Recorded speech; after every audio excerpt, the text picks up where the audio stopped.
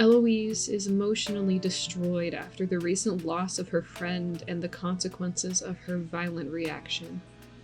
She truly believed that killing Hubert would bring Willow back, so she's now filled with regret.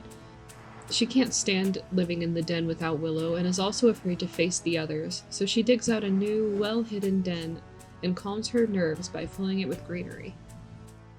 Yora starts the day by giving Mouse a stuffed toy that she made to resemble Hubert, hoping it could be a comfort to her. Tired of waiting for a response from Eloise after leaving a message for her at the center, Mouse and Yora are ready to take matters into their own paws. Since they don't know where Eloise's den is, the wolves travel to the gates into Angel and John's territory. The pair agree to escort them to Eloise's den to speak with her. It's Yora, not Mouse, who wants to speak with Eloise alone. I was wrong, I think. Mouse wasn't supposed to be there. Not that that would have made it any better, but...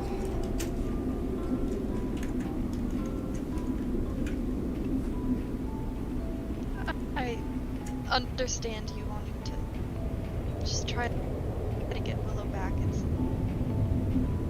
I mean, I can relate to being alone, and it really sucks. Yeah, And but at least she was still somewhere, you know?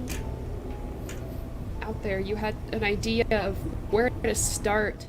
After the discussion, Angel comforts Eloise with some pumpkin pie and invites everyone to build snowmen together at the center. Though Mouse is nervous, she does silently tag along. Afterwards, John mentions that he has a gift for Eloise and invites her to accompany him and Angel back to the den. When they arrive at the mountain den, Angel and John introduce Eloise to Flare and show her around the territory. Eloise gratefully accepts John and Angel's offer to come and live with them. After showing Eloise a cavern that is to become her portion of the den, John presents Eloise with a pair of glasses that he'd thoughtfully crafted for her. The X-ray machine works as intended, even with your impaired vision. But I thought to myself, what if there was something else that I could do for you, something else that I could get for you? And well, since you are here, I believe that I can put all of my thinking to work. And hopefully this is not overstepping in any way, but I think you might find some use with those. Oh my.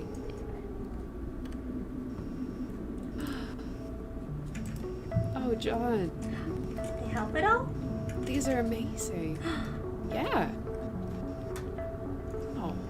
You're welcome. I can even see you over there. You're not just a big old blur. Oh, well, perhaps not over there. Meanwhile, Yora and Mouse are in the Yellow Forest reflecting on recent events. Yora suggests moving dens again, and Mouse's response surprises her. Part of me thinks we should try moving again. Just let him think that we're still staying here, and then maybe move that way. Maybe. There's lots of bad memories now, too. I was hoping it would be a fresh start.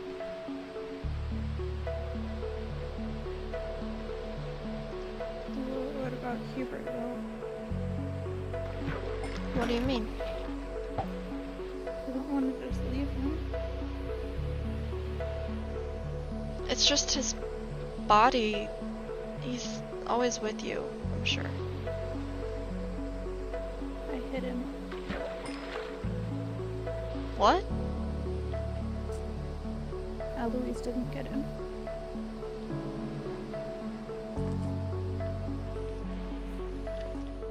After a calm morning of helping Eloise to settle into her new home, Angel gets some alone time to relax. This is quickly interrupted by a visit from Yora, who's panicked, bringing some urgent news. They could be around anywhere. I don't know where they are. Okay, that's nothing aggressive. There's no other way to say this. Hubert's alive. Oh. What? Mouse lied to me. I didn't know until just this morning.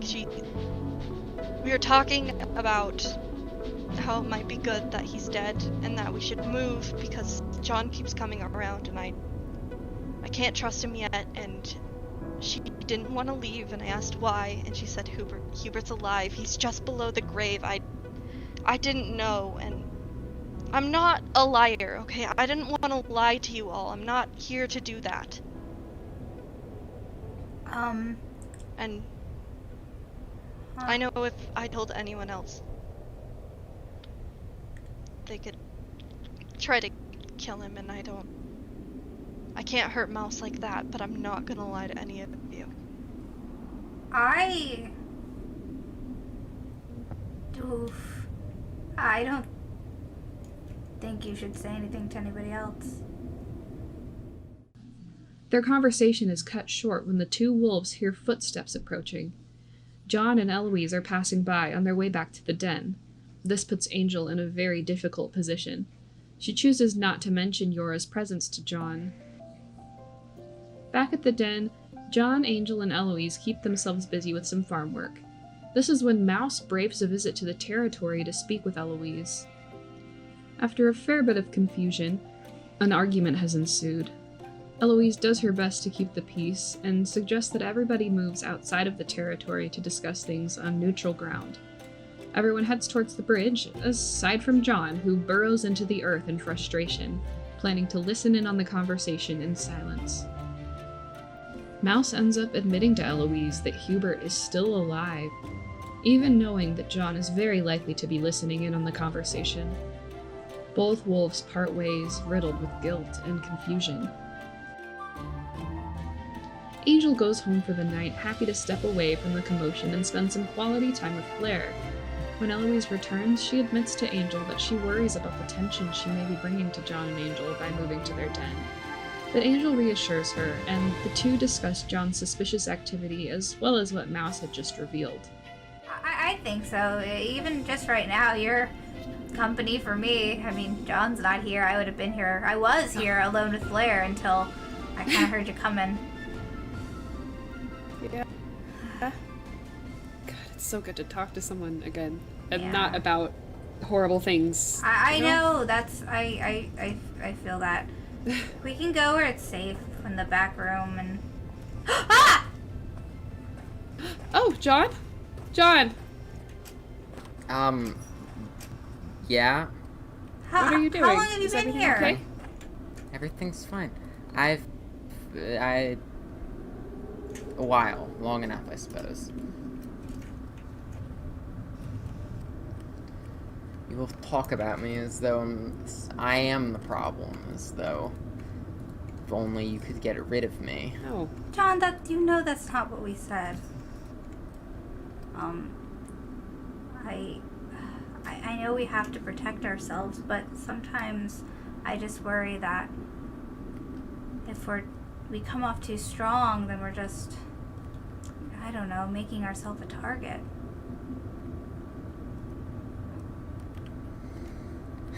Well, I still firmly believe that we can only be safe if we are protected, yet everything that anyone does is to ruin any semblance of protection we could possibly muster. Well, what if we just focused on here? If Yora and Mouse want to do whatever, they could let them do whatever. We could just focus on keeping here safe. The next morning, Eloise wakes up and spends some time with Angel and John. It's Flair's birthday, so they all gather to celebrate. They then spend some time tending to the farm while they discuss what should be done about Hubert. They eventually decide to go meet Yora and Mouse to discuss the situation, acknowledging that it may become necessary for John to use explosives to kill Hubert if no agreement can be made. What these three canines don't know is that Hubert had died the previous night. Mouse knew that they would come for him, and she decided that if anybody should end his life, it should be her. Fear hangs heavy in the air as they make their way to the Yellow Forest. The argument that unfolds when they arrive is a breaking point. Yora and Mouse, if you can hear this, I would need you to acknowledge. What do you want, John? Well, what I want is one very simple thing. I would like for you to kindly tell me where that thing is, where you're keeping it. I know, I have it on good authority, that it is alive. It's dead now. Yes, well, dead, I'm not sure if I believe that. No. Then, if I you have want to have a every genuine means by which conversation to or get debate, proof. then bring actual evidence of what you think. Evidence. You're going off. Look, everyone has told you. There is you are only scared, one John. evidence Everyone that has I told you. need, Your and apologies it comes mean nothing. in this.